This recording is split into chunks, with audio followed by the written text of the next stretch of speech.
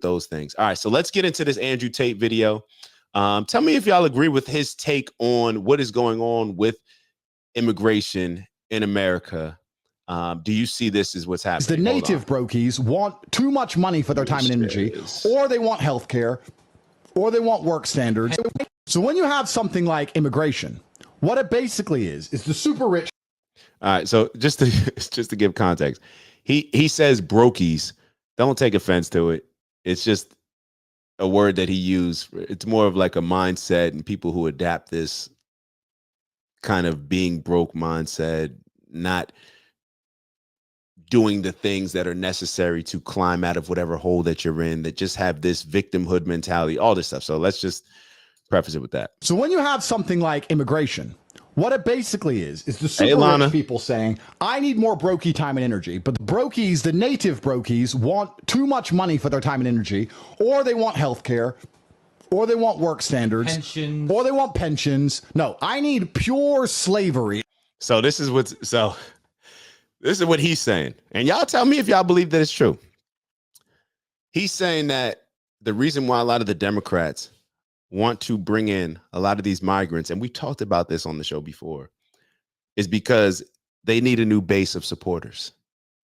When the people that typically support you and typically vote for you, and you notice that now they're asking you to actually do more, and when I say they're asking you to do more, they're actually asking you to do the things that you've said that you're going to do, or even a smidget of the things that you said that you're going to do. Because in the past, what have our parents, what have our grandparents allowed? They've allowed us to continue to vote for people over and over with them not delivering on the things that they're saying that they're going to deliver on. Meanwhile, they're using all their time, effort, energy, money, and resources to make sure that they deliver on the things that other groups are asking for, because they know that those other groups will not continue to support them blindly as one particular group has.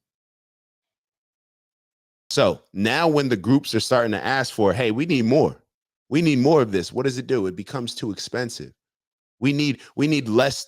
We can't invest into this group of people. Now they're asking us to invest into them. They're asking us to actually provide them resources. They're asking us to actually deliver on the things that we're saying that we're going to do. All these different things that they're asking for, all these new benefits.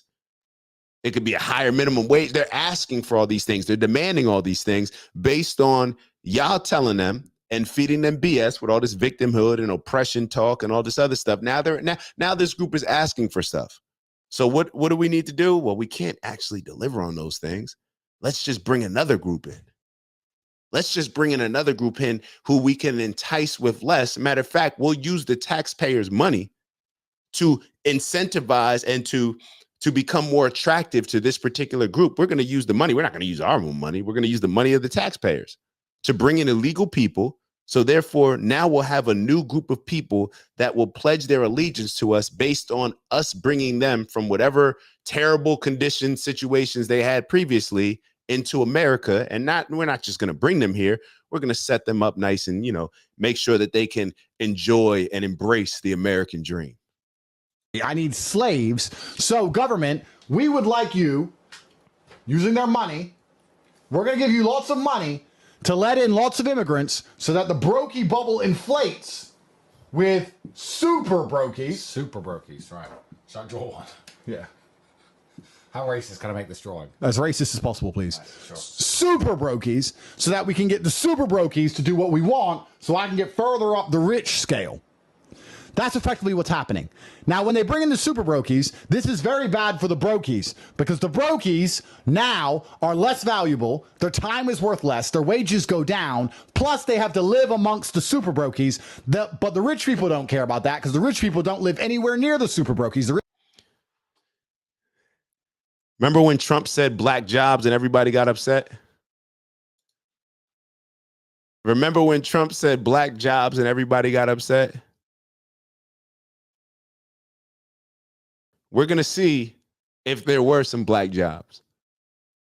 We're going to see, because a lot of the people coming here want to work. A lot of the people coming here, you ever had a new player on a team? It's like a player that's a rookie. You just come into a situation. That player has a totally different mindset than a veteran that's been on that team for a longer time. that veteran is not willing to run through that wall just to have an opportunity to maybe make the team like they would have their rookie year. But somebody else who's coming from college, who's like, yo, I wasn't making any money. Now I can make a few $100,000. They are willing to run through whatever wall. But that veteran who's only made, he stacked up a few million, whatever, or he's just been there, not as, the excitement's not there. What's that? Damn, there's a Drake song that I used to tell all my young boys. There's a Drake lyric where he says, maybe somebody could look it up, where he's like, he's talking about pretty much take advantage of the moment now because next year it won't feel the same. It's not in the song where he says sometimes you got an AI. Yeah, you got an AI might for your survival. When he says you got a AI, your idols for your survival. You make friends with Mike, but got an AI him for your survival. I think it's that song, but he's pretty much saying like, look, man, it sounds good this year, but it may not sound the same last year. But what I'm trying to say is that people that are coming into this country now are more excited about the opportunities and they're more excited with less. That's what he's saying. So the people that are asking for more now don't even have the spirit to compete the same way that the people that are asking for less. So therefore, if I can pay you less for these positions that other people were in and they're fighting me to pay them more, you're getting replaced. That's what's happening. And that's what's going to happen. So it's funny how the same people that will vote Democrat, vote for all these policies, the same people that are incentivizing people to come here illegally, even though now Biden's trying to send them back, but have been incentivizing people to come here illegally for years.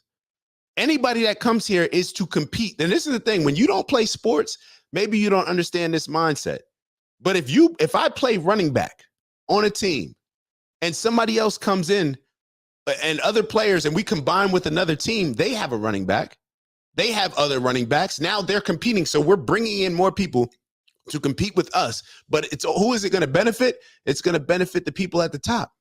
It's going to benefit the coaches. It's going to benefit the GM. It's going to benefit the owner. But what have they convinced the player as the running back? They've convinced me as the player that, hey, you're fine. They're not pushing us to do better.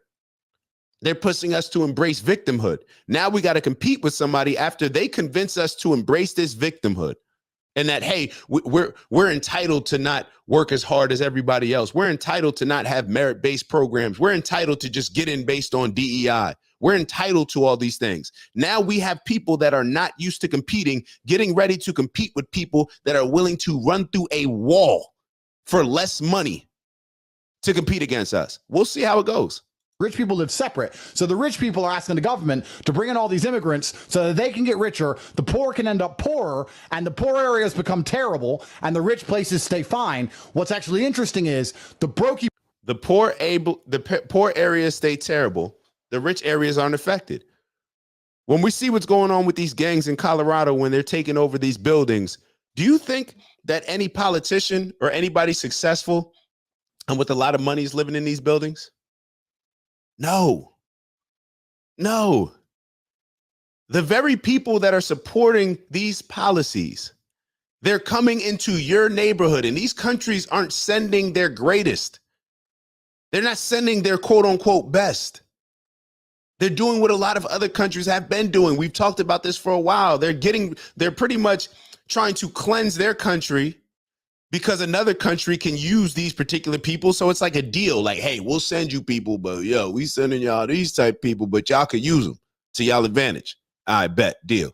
That's what's going on. Bubbles expanding in real time because they're inflating the currency, because the government also has a secret deal with these super rich people here. I'll put a star here and a star here. And that deal is to print unlimited money so anyone who owns assets gets to get richer than ever before. So this is happening, which is also expanding the brokey bubble. And now we're at the point where they're actually starting to take the middle class and the people who used to be a little bit rich, and they're getting added to the brokey bubble. So the brokey bubble is now expanding out, and the kind of rich people are now becoming broke, because having $3 or $4 million used to make you rich. Now it makes you a fucking peasant. It means nothing. And before you know it, you're living amongst this guy with a knife.